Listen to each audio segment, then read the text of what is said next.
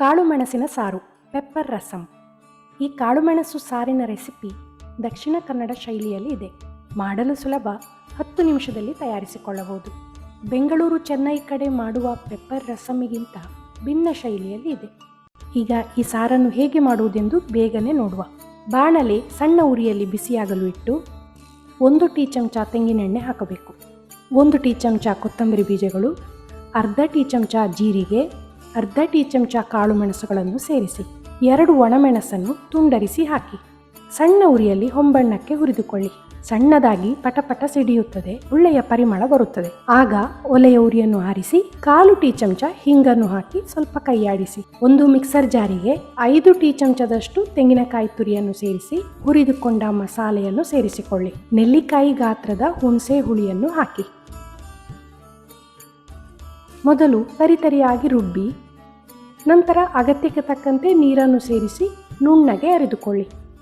ಅರೆದ ಅರಪ್ಪನ್ನು ಒಂದು ಪಾತ್ರೆಗೆ ಹಾಕಿಕೊಂಡು ಸ್ವಲ್ಪ ನೀರನ್ನು ಮಿಕ್ಸರ್ ಜಾರಿಗೆ ಹಾಕಿ ಗಲಬರಿಸಿ ಪಾತ್ರೆಗೆ ಸೇರಿಸಿಕೊಳ್ಳಿ.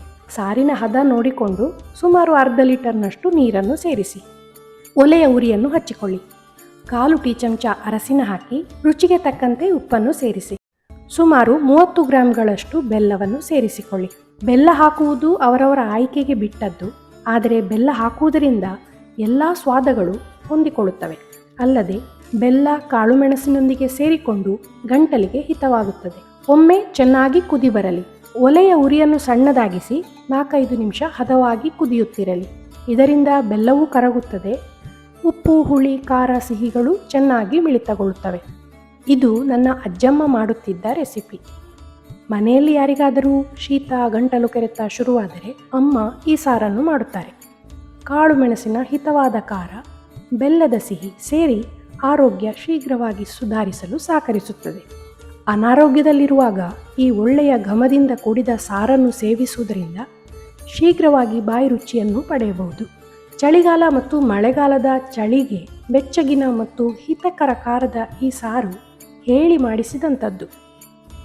ನೀರಿನಂತೆ ತೆಳ್ಳಗೆ ಇರುವ ಮತ್ತು ಸುಲಭವಾಗಿ ಜೀರ್ಣಿಸುವ ಲಘು ಆಹಾರವಾಗಿ ಈ ಸಾರು ಬೇಸಗೆಯಲ್ಲೂ ಉಣ್ಣಲು ಸೊಗಸಾಗಿರುತ್ತದೆ. ಒಲೆಯ ಉರಿಯನ್ನು ಆರಿಸಿಕೊಳ್ಳಿ.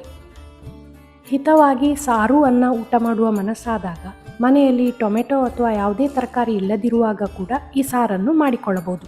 ಎಣ್ಣೆ ಬಿಸಿಯಾಗಲಿಟ್ಟು ಸಾಸಿವೆ, ಕೆಂಪು ಒಣಮೆಣಸಿನ ತುಂಡುಗಳು ಮತ್ತು ತಾಜಾ ಕರಿಬೇವು ಹಾಕಿ ಸರಳ ಒಗ್ಗರಣೆ ಕೊಟ್ಟರೆ ಸಾರು ಸಿದ್ಧವಾಯಿತು.